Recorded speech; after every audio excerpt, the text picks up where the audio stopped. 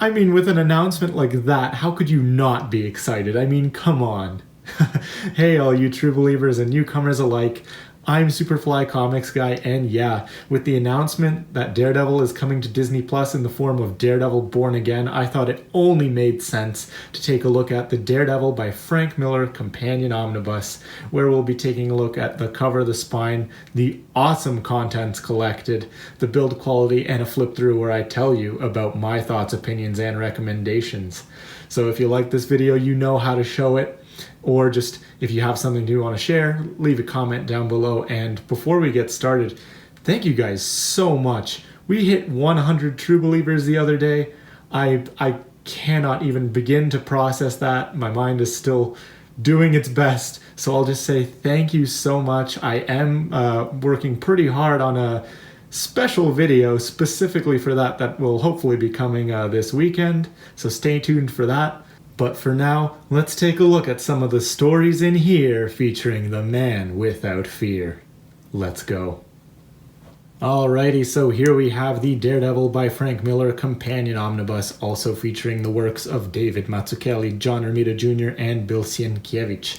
We have the standard dust jacket here. There is a DM cover available for this omnibus, featuring, I believe, the cover to issue 227. I'll throw that up here for you.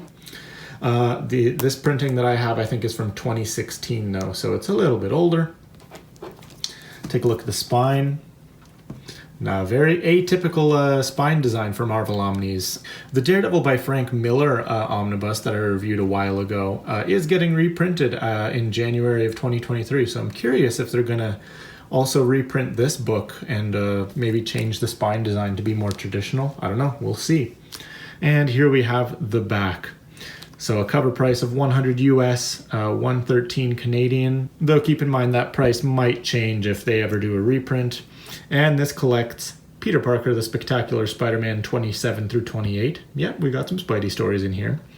Daredevil 219 and 226 to 233.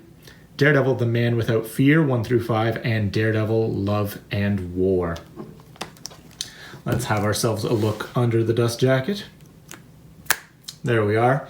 Man, I love the contrast between this board cover and the dust jacket. Just the red on the black. Something about red and black is such a good combination. There is once again the spine for you and the back. Nothing too crazy. Pretty similar to the dust jacket. But let's start taking a flip through. All right. Time to take a look at the Daredevil by Frank Miller Companion Omnibus. And do not let that name fool you. Just because it has companion in the title, you might think, oh, these are just side stories, or this is a skippable omnibus. Nuh-uh. This has some of the best Daredevil stories ever written. We got a nice table of contents here. Love to see that. And you do also get page numbers in this book. Praise the lords at Marvel. But we start off here with quick couple of Spectacular Spider-Man stories. It's pretty funny. The only reason this is in here is because Frank Miller guest penciled for these. And it's this pretty funny story where Spidey actually goes blind and Daredevil has to kind of be his eyes, as funny as that is, and guide him through. But the real reason I picked this book, specifically tying to that news we got about that Daredevil TV show, Daredevil Born Again, is because this book contains exactly that, Daredevil Born Again, one of the best Daredevil stories ever. And you'll commonly see it listed as on lists as, you know, the best Daredevil story of all time for some people. This story is all about, you know, diving into the psyche of Matt Murdock, aka Daredevil. And if you remember in my Daredevil Bendis review, I mentioned that Daredevil is a character that shines his brightest when he's at his lowest, and that is exactly what this story is about. So, it really solidifies Kingpin as a top-tier Daredevil villain. All throughout this story, Daredevil can't catch a break. He loses his job, his money, his apartment, everything basically broken down to nothing, and it's all about how Matt has to build himself back up from that and recover. And if you've seen the Daredevil, well, I guess I can't really call it the Netflix show anymore, can I? But season 3 of Daredevil took heavy inspiration from Born Again. They basically did their own adaptation of this story in that season. And if you've seen that season, you know how phenomenal it was. Just a very dark, serious story. And penciled phenomenally by David Mazzucchelli, who you might be familiar with if you've read Batman Year One, another story written by Frank Miller. So, but this came before that, so it's like a cool little predecessor almost. But that being said, I still think that this is just Miller's best work. Something about Miller writing Daredevil is just Miller at his best, and I'll never forget that legendary quote showing us that a man without hope is a man without fear. God, just, you get chills just thinking about it. It's so good.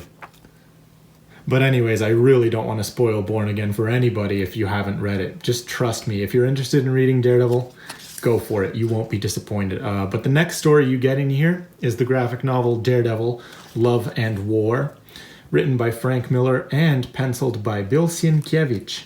And if you watched my Moon Knight Omnibus Volume 1 review, you might recognize that name, but you won't recognize this artwork if you watch that review, because this is where Bill Sienkiewicz really started developing his own kind of experimental watercolor art style. Very unique. Something I do want to point out, if you notice this Kingpin design here, if you've seen Into the Spider-Verse, that version of Kingpin, that's Bill Sienkiewicz's Kingpin. Absolutely. That's exactly how he draws him. But yeah, Love and War explores the relationship between Kingpin and his wife, Vanessa Fisk, and how far Kingpin is willing to go in service of that relationship. So yeah, I mentioned you get this very trippy, experimental Bill Sienkiewicz art.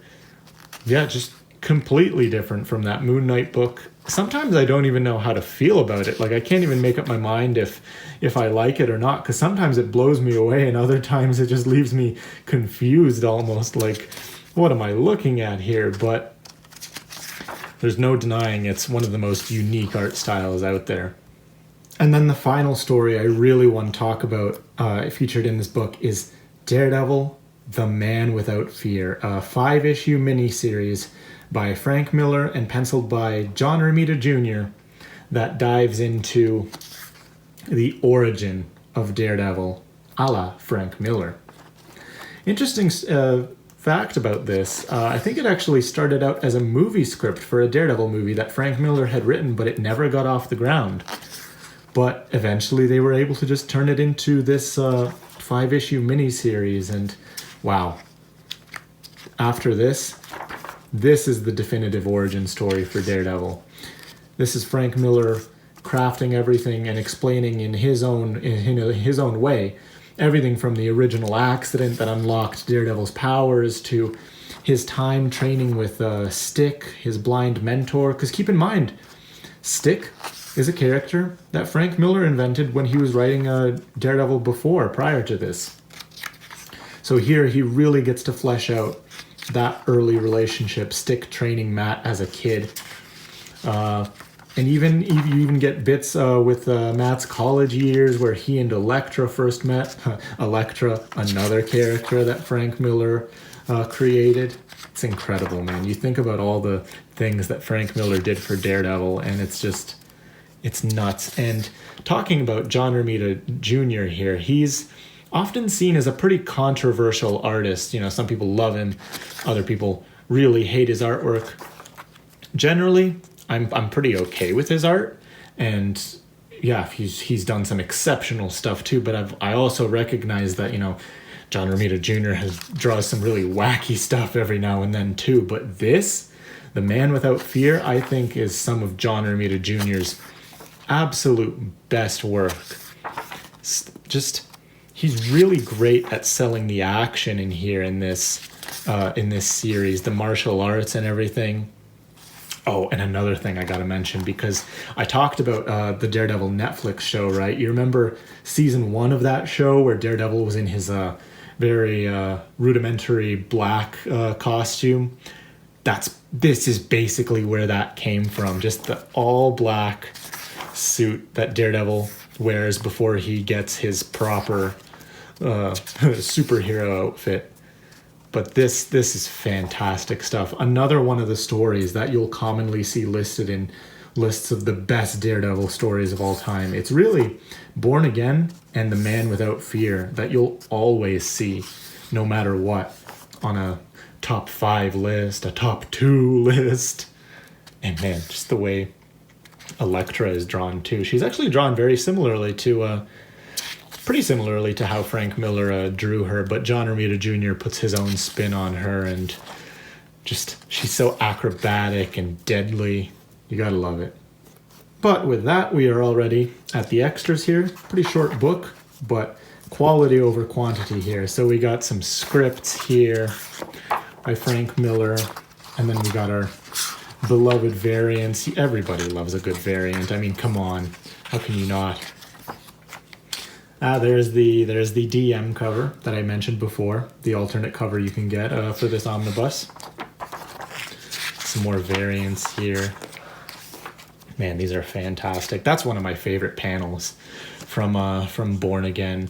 Matt and Karen Page in a longing embrace. Pencils here, breakdowns. You're getting a lot of different types of extras in this book. So if you're a fan of extras, you will very much be happy with the amount that you get here. I mean, look at all this stuff. And you get entire revised drafts in here as part of the extras. We're not going to flip through all of that, obviously, but it's cool that you get it. And then you have some excerpts from Marvel Age magazine back in the day. Damn. More covers. Oh man, John Romita Jr. draws an excellent Kingpin. Look at that. That's awesome. Yeah, lots of cool stuff in here. I encourage you to take a look for yourself if you end up getting your hands on this book. But there you go. So in this omnibus, you get 608 pages. There is that eye for you. Really, really good for a book this small. So yeah, it is a small book, but the stories you get in here are awesome. Definitely not something you should miss. Yeah, because of that big eye and the buffered gutters that you often get. No worrying about gutter loss or anything like that. Like here, if I flip towards the end, you can see the book still lays pretty flat.